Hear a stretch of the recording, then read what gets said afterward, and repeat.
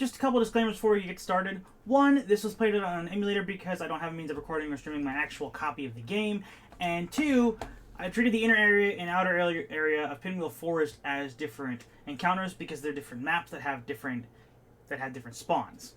Same goes for Dragon Spiral Tower, all three areas of it, the entrance next to the gym, the courtyard area, and the inside of the tower itself. These are the only two instances of this, so if you don't like it, deal with it. This is my Nuzlocke in my video. Also, this video will essentially be footage from the Nuzlocke while I talk about it because I can't animate for shit. Good? Alright, let's get started. I've been big into Pokemon ever since I was a kid, but one thing I never really looked at was Nuzlockes. I knew what they were, I just never bothered with them because I never could see how fun they were. That is, until I saw this video. Jaden Animation's first Nuzlocke on Pokemon Ruby. It especially piqued my interest because at the time I was playing through Pokemon Emerald for the very first time, and by extension, a game in Hoenn for the very first time. And after watching it, I was hooked. I wanted to do one myself. But at the same time, I didn't want to do Ruby or any of the Hoenn games. I wanted to do a game that I could actually see myself, beating, as like a kind of starting off point. And what other option to pick then? Pokemon Black version. This is my very first Pokemon game that I ever owned and beat. This is my original copy, by the way. And that's what I did. And for anyone who doesn't know, a Nuzlocke is a set of self-imposed rules in a Pokemon game to make the game more difficult. The first rule is that you have to catch any Pokemon, the first Pokemon in every route that you encounter. Second is that if a Pokemon faints, it dies and you are no longer allowed to use it. And the third is that every single Pokemon that you catch, you must nickname to get more attached to it. Got it? Awesome. So you just sit back, relax, get ready for this roller coaster of a Nuzlocke. This was my Pokemon Black version Nuzlocke. Charon and Bianca joined me in my room where the Pokemon Professor Juniper left us were, and they let me pick first. I picked Tepig and named him Kevin, which is a reference, by the way, and brownie points for anyone who gets it. And we take down Charon's Oshawott and Bianca's Snivy. Afterwards, we booked it to the lab so that Professor Juniper can give us our Pokedexes. And then she takes us to Route 1, shows us how to catch Pokemon, gives us Pokeballs, and tells us to meet her in Accumulate Town. I ran into the grass to get my first encounter, which ended up being a Lillipup, who I named Rusty after a dog that I had when I was a kid. And I was pretty happy about this too. Patrat is the other encounter in Route 1, and I didn't really want to use one because they're objectively the worst Pokemon in Unova. I was even more excited to see that his ability was Vital Spirit. For those of you who don't know, when a Lillipup with the ability Vital Spirit evolves, that ability turns into Intimidate, one of the best abilities in Pokemon, and only 2 families in Unova have this ability, so this was probably the best start that I could have had. I headed up to Accumulate Town where Juniper showed me and Bianca how the Pokemon Center and PC works. After healing up my team and leaving the Pokemon Center, this guy Getsus gives this speech about Pokemon liberation, and then afterwards this other guy named N, who talks really fast and seems interested in Getsus' speech, challenges me to a battle. His prologue gets taken out very fast. I headed over to Route 2, and a mom swung by to give me my running shoes. After that, I head further up into Route 2 to get my encounter, hoping for a Purrloin, and it's Patrat. I'm not going to pass up an encounter, but I decided to pick my mood back up by saying, you know what? I can make this work. I caught him and decided to take a page out of Chuck Conroy's book. I named him Patratata because that's funny, and then I had gone to Striation City. On the way there, I ran into Bianca and got into another fight with her, quickly defeated her, and then defeated Charon in the trainer school before heading to the Dream Yard. There, a girl gives me a Pansage I named Louie, and then I go back to Route 2 to train my team. Which took forever, because I couldn't grind against Audino yet. Audino only appear after the first gym, and they give much more XP than other Pokemon when defeated. But, because I don't have my first gym badge, I can't really do anything about it. Once my team is leveled up, I head into the gym. We were doing fine, but this waitress's Patrat used Bide, and I thought Kevin could two-shot it, but he couldn't. I knew this was going to one-shot one of my Pokemon, so I sent in Patratata because he was the weakest team member, and was going to fall off pretty quickly anyway. He took the Bide and died, and Kevin was able to finish the fight. I felt bad, but I had planned on boxing Patratata at some point anyway, so I wasn't that sad about it. We beat Crest and got the first gym badge, then Fennel pulled me aside and asked me to head back into the Dream Yard to look for Dream Mist, and gave me the cut HM so I could go further in. I met up with Bianca there and we ventured deeper in, and found a couple Team Plasma Grunts kicking Amuna to get its Dream Mist. After stomping them, a nearby Musharna made an illusion of Gitsis to scare them off, leaving the dream mist Fennel was looking for behind. I take it to Fennel, who gives me the sea gear, which I never end up using because it's only for multiplayer stuff, and I kept going with the adventure. I headed over to Route 3 where Charon challenged me again, and then Team Plasma ran by because they had stolen this random little girl's Pokemon. Charon and I chased after them, and while Bianca guarded the little kid, we cornered them in Wellspring Cave. After beating the grunts there, I encountered a Roggenrola that I caught and I named her Sylvester. I soon realized she was a female and planned to change the name later, but I decided, you know what, we're just gonna stick with it. Then I went over to get my Route 3 encounter, which was Purloin. I was honestly really hoping for Blitzel or Pidove, but I guess this works. I caught him and named him Nocturne and headed into Nacrene City. I rushed over to the outer area of Pinwheel Forest to get my encounter there, and in the grass I found a Timpool. Not the best, but not horrible, so I caught him and named him Beats. Then as I was training, some little kid's Roggenrola killed Louie with a 3-hit Rock Blast, which, that stung. I decided to not let it get me down as I trained up the team, this time against Audino so it went way faster. During all this, Kevin, Rusty, and Nocturne all evolved, and I got ready to fight Lenora, but N wanted to fight first. I take out his team pretty easily and made my way up to Lenora. I sent out Kevin because he's a fighting type, and Lenora uses normal type Pokemon. He kills her Herdier easily, but then her Watchog comes out, and Patratata gets his revenge for being used as death fodder. Even though he was underleveled, Lenora's Watchog outsped Kevin and landed a critical hit Retaliate, which killed him. I was utterly devastated. I had picked Kevin because he had an easy time in a good chunk of the gyms in the game, and now he was gone. I tried to have Rusty do some damage with Takedown. Once realizing that he would die if he kept fighting, I switched to Sylvester, which I realized in hindsight probably would have been the better switch from the beginning, because not only does it resist Retaliate, it also can't be one-shot because of Sturdy. But with enough perseverance, we took down Lenora. But it wasn't without sacrifice. I was barely paying attention when Team Plasma took the Square Dragon Skull from the museum and fled. I headed into the inner area of Pinwheel Forest to get my next encounter and to fight Team Plasma. My encounter there was a Cottony I named Ginny, but she didn't have Prankster for her ability, which definitely sucked. Rusty one-shot all the Grunt's Pokemon. He, like me, wanted revenge for his comrade's death. We got the skull back and headed over to Castelia City, where I immediately run up to Route 4 to get my next Pokemon. Darumaka is a Pokemon possible to find on Route 4, and it evolves into Darmanitan, who is the same types as Kevin did, and would be an effective Pokemon to fill the hole Kevin left. So I ran into the sand, and what did I find? The Sandile. At first, I'm disappointed, but hey, Sandile's a really good encounter, and will make the gym after Castelia City really easy. So I catch her and name her Sandy, because yes, low-hanging fruit was all I could come up with at the time. I train up the team in the battle company, then head to the gym where Berg tells me to wait because Team Plasma showed their faces again. We tracked them down to a building right across from the gym, and beat up all the grunts there to get Bianca's Muno back, not before Getsus does another one of his speeches. Once the team was ready, I decided to head up to Berg's gym. I headed in until he set out Whirlipede, which Sylvester took down. And then he startles me by sending out his Leavanny next. I tried to take it out with Rusty, but luck was definitely not on my side in this fight. He got crits twice in a row, which forced me to heal, and then when I was finally comfortable attacking, he got a third crit, but that didn't kill Rusty. The takedown recoil did. My heart dropped. Rusty was pretty much my only line of defense against this Leavanny. I sent out Ginny to paralyze it, but then she was killed too. My next choice was Sylvester, which I hoped to be able to kill the Leavanny here. And to my utter shock, it worked. Sylvester outsped Leavanny, probably due to the paralysis, and killed it. All that was left was his Dwebble, which Beats took out pretty easily. I left Berg's gym with shaky legs, and 2 more dead team members, but holding the insect badge. I headed back up to Route 4, where Charon challenged me to another fight after I fought Bianca in the gate. I beat him, but then this random backpacker kills Nocturne with Petalil's Leech Seed, which I was pretty annoyed by.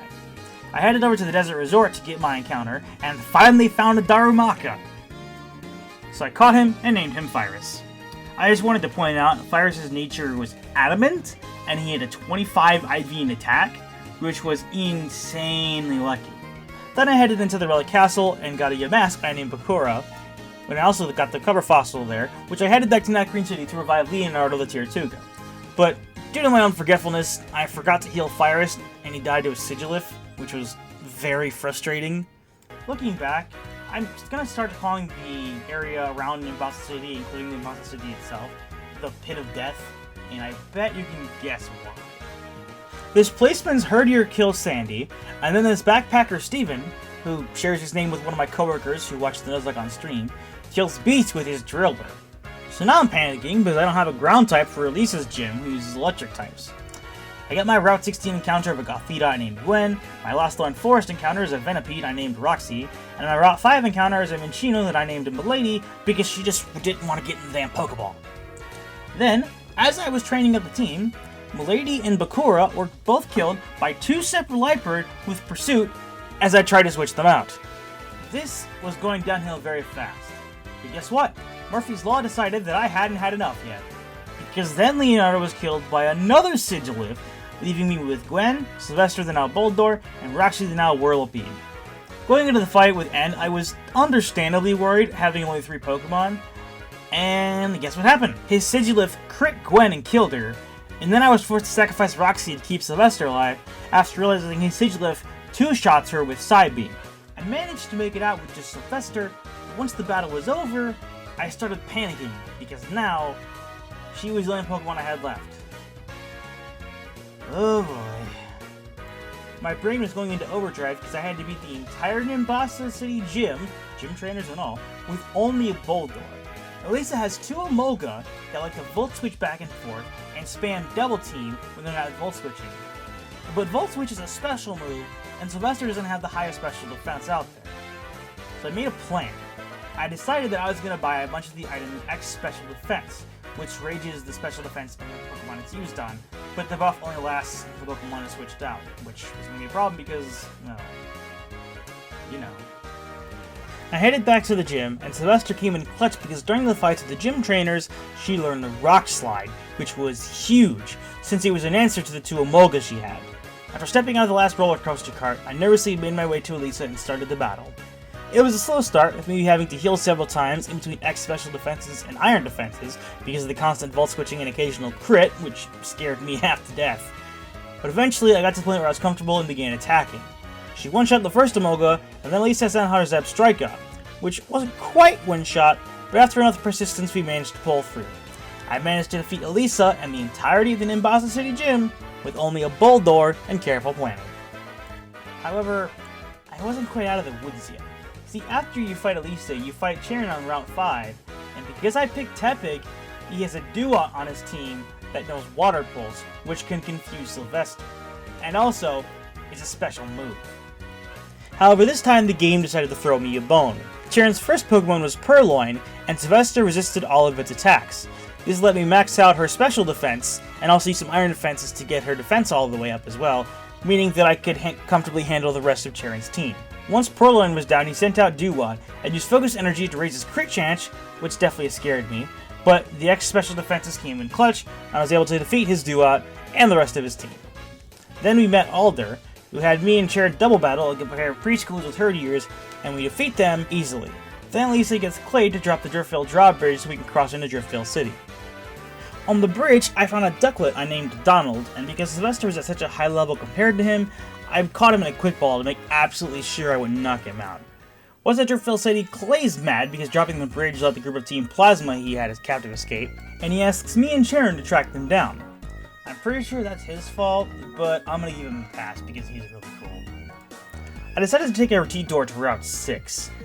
I made a beeline to the dark grass at the end of the route using Repel so I can have a higher level encounter, and get into a double battle with a Carablast and a Swaddling, which meant that I get to choose the one I wanted, and I easily decided to choose Swaddling, as its evolution Leavanny is the reason why I wanted to Swaddle earlier. So now we have Jiminy on the team as well. And now we have a third Pokemon on the team, also with an advantage against Clay. After that, I headed over to the cold storage and went into the dark grass there and found a Vanillite and a Herdier in a double battle, which was awesome, because Vanillite is really good against 3 of the remaining 4 gyms. I named him Salt because I thought it was funny, since salt is typically used to melt ice, and enough salt piled together can look like snow. After capturing Team Plasma at the cold storage, I train up the team and they all evolve, and get ready to fight Clay. When I make it to the gym, Clay is forced to let Team Plasma go, and tells me and Cheren that we can challenge him down. Now, even though I had 3 Pokemon with moves strong against ground types, I was still worried because of his Excadrill. This thing is a monster. It knows Hone Claw's 3's attack and accuracy, and it also knows Rock Slide, which all 3 of my new Pokemon are weak to. That combination is deadly for my team. My best option is to once again rely on Sylvester to take it out, and I head into the gym to get started. I make my way down to Clay and start the battle. Jiminy easily handles his Croc Rock, and then the big boy comes out. I immediately switched to Sylvester and started to spam Iron Defense. I know it may seem like a bad move because to put a Rock type against a Steel and Ground type, but Clay's Excadrill doesn't actually know any Steel type moves. The only scary move is Bulldoze. But to my complete and utter surprise, Clay never uses Bulldoze once, even though Sylvester is weak to it. The only reason I can think of is Bulldoze lowers the speed of the target, and since Sylvester's speed is already so low, the AI doesn't think it's worth it. But I was super happy he didn't use Bulldoze, only Slash and Rock Slide. Excadrill goes down, and Jiminy takes out the Palpitoad, and now I'm the owner of the Quake Badge. After the battle, I head to Chargestone Cave, but first Clay has to have his Croc Rock get rid of the Galvantulus at the entrance before giving me his Bulldoze TM. I head inside and meet Bianca and Professor Juniper, who gives me the Lucky Egg, an item that's always been infamously hard to get in previous games. I managed to get my encounter there, a Joltik I named Trelawney, and make my way through the Chargestone Cave, beating the Team Plasma Grunts end-to-end as I went along. I reach Mistralton City, where I meet the gym leader Skyla and Professor Juniper's dad Cedric, who upgrades my Pokedex. He's so cool, and I love his theme. His theme is also really good. And she tells me she's heading to Celestial Tower on Route 7 because she spotted an injured Pokemon on top of the tower. I make my way to Route 7 and get an encounter with the Substrika, but I accidentally killed it, so no Substrika for me, which isn't that bad because I already have an electric type. I headed over to Celestial Tower and hit a Litwick I named Lumiere. I'm really showing my inner Disney fan here with all these names. Well, I'm pretty happy about because it evolves into the best special attacker in all of Generation 5, Chandelure. Once I make it to the top, Skyla has me ring the bell and then formally invites me to challenge her gym. After grinding the team, Trelawney evolved into Galvantula, and she and Salt swept Skyla pretty easily. Outside the gym, Eden confronts me and talks to my team, telling me of his plans to make every trainer release their Pokemon, but he doesn't like the idea of separating Pokemon and trainers who truly care about each other. Just before Twisted Mountain, I fight Sharon, who I also sweep easily. Alder appears and gives me the Surf HM, and I quickly backtrack to Route 17 and 18 just off the coast of Route 1 to get more encounters. I end up finding a Frillish I named Ursula on Route 17, and on Route 18 I receive an egg that I hatch on the Sky Arrow Bridge, so now I have Teikado Larvesta, who I'm not going to be using due to its extremely high evolution level requirement. Finally, on Route 18 I catch a Dwebble I named Herman, whom I mostly just use for HMs, and at the P2 Laboratory at the end of Route 18 I find a Clink I named TikTok. With a C, not the name of the garbage app. I return to Twisted Mountain and fight this hiker, but the game decided that my winning streak was too much lately, as I switched into his Girder to predict a fighting move with Lumiere, but then Lumiere gets one-shot by a Rock Slide I did not see coming. This was just sad. I was really excited to have a Chandelure on my team. I head inside and find a Woobat, but I accidentally killed it, so no Woobat for me. I made my way to Iceforce City. In the water at the bottom of the town I ran into a Shelmet, which is basically useless since it can't trade. Then on Route 8, I found a Stunfisk, and at the entrance of the Dragon Spiral Tower next to the gym, I caught a Mienfoo I named Sokka.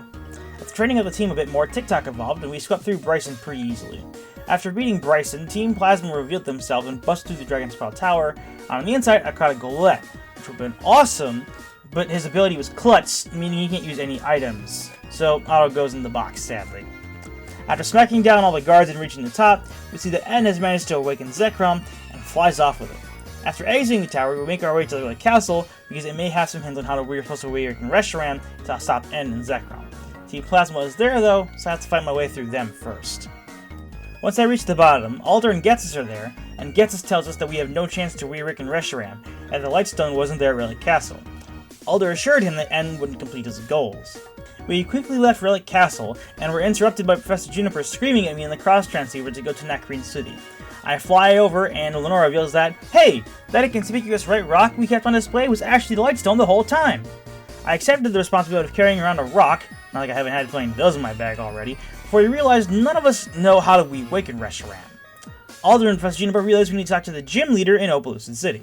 So I flew back to Iceforce City and headed over to the Toonblade Bridge to reach Opelucid City, but before I step on the bridge, Bianca wants a battle to help decide who she wants to be. I mean, who am I to deny that? I stop her easily and she gives me 2 full restores, which will definitely see some use. On the bridge, Getsus confronts me and starts to crack his facade, revealing that he put N on this path before claiming that Reshiram would never awaken from it. Man's a certified jerk. Once I end up with the city, I witness another one of Getsus' speeches before talking to Drayden and Iris about Reshiram and Zekrom, and they basically just tell me the backstory I already know, and don't have a real answer on how to awaken the dragon. Then Drayden tells me to prepare for my fight with him, and I decided to do just that. Drayden uses dragon types, and luckily I have an ice type, but Salt isn't the fastest Pokemon out there. I decided to take him to Route 1 and surf in the water there, as the Basculin are the only encounters that spawn in the water when you're surfing, and they give 2 speed EVs each. I EV trained Salt down there for a while until my estimate said he had about 200 speed EVs. Thankfully, my planning and training pays off because he managed to cleanly defeat Drayden without any casualties, and I received my last gym badge. Outside the gym, Professor Juniper wished me luck on defeating the Pokemon League and gave me a Master Ball, and I headed out to Route 10. There, Sharon challenged me to a battle to make sure I was ready for the Pokemon League in N, which I proved more than capable of. I quickly made my way through Victory Road, and I started training for the Elite Four. I wanted to make sure my Pokemon were at a high enough level to stand a chance, and I also had to rethink my team a bit, mostly because of Marshall. He uses fighting types, and while that might not seem like a big deal because I have Donald, all of his Pokemon know some kind of rock type move, whether it's Stone Edge or Rock Slide. And that is really good against Donald, Trelawney, Salt, and Jiminy, so that wasn't gonna work. I tried a couple of different options, but both ended up resulting in death. I tried training Ursula because she's a ghost type, but the Simoga wouldn't let me run away even though Ursula was faster, and killed her with an Electro Ball, which stung. Then I tried Sid the Garbodor that I caught on Route 9, but an Autono triggered his weak armor and put him to sleep with Secret Power. When I tried to wake him up, his weaker defense got him killed. Now I was starting to panic, as I didn't really have a solid answer for Marshall. All the other Elite Four members I was comfortable fighting, but Marshall could and would ruin my run if I wasn't careful. After quite a while of considering my options, I opted into a pseudo-sandstorm team, leaving Trelawney and Salt to bring in Claws the Drillbur that I caught in the Charlton Cave, and Sokka, who I promptly trained with the rest of the team and got them all up to par, also with the right movesets that I needed. The final team going in was Sylvester the Bulldor, Donald the Swanna, Jimmy the Levani, Claws the Excadrill, Tick-Tock the Kling Klang, and Sokka the Mean Shao. Finally, it was time for the endgame. I stepped into the Elite Four with plenty of items in my bag, strategy in my head, and the determination to win my first ever Nuzlocke. I decided to fight Caitlyn first as I had the most answers for Psychic types, and also partially to test out my Sandstorm strategy with Claws. And it worked! I did have to switch out Claws at one point, but I managed to defeat Caitlyn with no casualties. Grimsley and Chantal also didn't give me that much trouble. 3 for 3 and no deaths. Finally, I walked into Marshall's arena and nervously began the challenge. I led the fight with Sokka because he knew Bounce, which is a flying type move that lets him avoid getting hit, which is especially nice since he is very fast, and he managed to take out Marshall's throw and Conkeldurr. Thankfully, Donald outsped and one-shot his Mean Shao with Brave Bird, and I heal-stalled his sock with Claws since it has Sturdy, letting the damage from the Rocky Helmet eliminate the ability outright while I used an X defense I brought with me specifically for this purpose. At last, I had done it. I had conquered the Elite Four. Only 2 battles remained. I headed up to the Champions Room to see Alder defeated by M. M declared he was going to make all trainers lose their Pokemon and made Team Plasma's castle rise up and invade the Pokemon League in a frightening display of power. He invited me inside to have the climactic final battle, and inside the 6 sages tried to ambush me, but the gym leader stepped in to let me push through. I was able to heal my Pokemon and provide some other items thanks to this grunt that would take me back to the Pokemon League. Don't ask me how he does that, I have no clue. And as I returned to the castle, just outside the throne room, Getsus revealed to me that he planned to rule Unova with N as his puppet, something I couldn't let happen. Inside, N calls Zekrom to his side, and finally, the Lightstone trembles in my bag. I take it out, and a Reshiram reveals itself to me. I Master Balled it immediately, because why wouldn't I? Now, normally I don't use legendaries in playthroughs or on my team, just because they're so strong. But for story purposes, I decided, you know what, I was going to use Reshiram. So I named him Gordon, and if you can guess why, you get major brownie points. And I sent Donald back to the PC because Water and Flying wasn't going to do a whole lot in the last 2 fights in the game, and having Gordon would be a much better option. Finally, it was time for the fight with N. We both led with our legendaries, and I used an XP to make sure I can take out Zekrom. Luckily, Zekrom kept spamming Giga Impact, which gave me a couple turns to heal and not take damage. Sokka did some damage to Karakosa and burned through one of his full restores, and Jiminy was able to finish it off. Next came his Kling Kling, except not, because it was Zoroark, cue the Among Us memes, but Sokka was able to beat that in his actual Kling Klang. TikTok took out his Vanillux, and finally was his Archeops, who was one-shot by Sylvester. Ghetsis ran in, furious that N lost, before revealing his true plans to both Alder and Charon, and then challenged me to one more fight. This is it. It's all come down to this. He sends out Cofagrigus, which I answer with TikTok because it's immune to Toxic and has high defenses. TikTok takes out Cofagrigus with a few gear grinds, and Ghetsis doesn't hesitate to bust out the big guns next, his Hydreigon. However, that doesn't matter, because after tanking a Dragon Pulse, Sokka one-shot it with high jump kick, and just like that, the battle was basically over. Hydreigon is Ghetsis' strongest Pokemon. Nothing on his team compares. So the fact that I took it out so easily meant that I basically won. I style out his Boufflant with Sylvester since all of his moves are physical, and she took his Earthquakes like a champ, even living through a crit that put her in the red. With a speed reduction from Bulldoze, I was able to get a flinch with a Rock Slide and knock it out. Jiminy swiftly dealt with his Seismitoad, and I sent out Gordon, and it took out his Electros, and then it came down to his last Pokemon, Bisharp. One Fusion Flare, and it was dead. And just like that, it was over. I had finished my first ever Nuzlocke. It was so incredibly satisfying. This Nuzlocke had such high highs and such low lows, going from only having one Pokemon to sweeping the entirety of the in-game fights with no casualties at all. What a wild ride. I couldn't have done this without the amazing Pokemon on my side, and I loved every minute of it. Definitely expect more Nuzlockes from me in the future. And who knows, maybe it'll even be a different kind of Nuzlocke.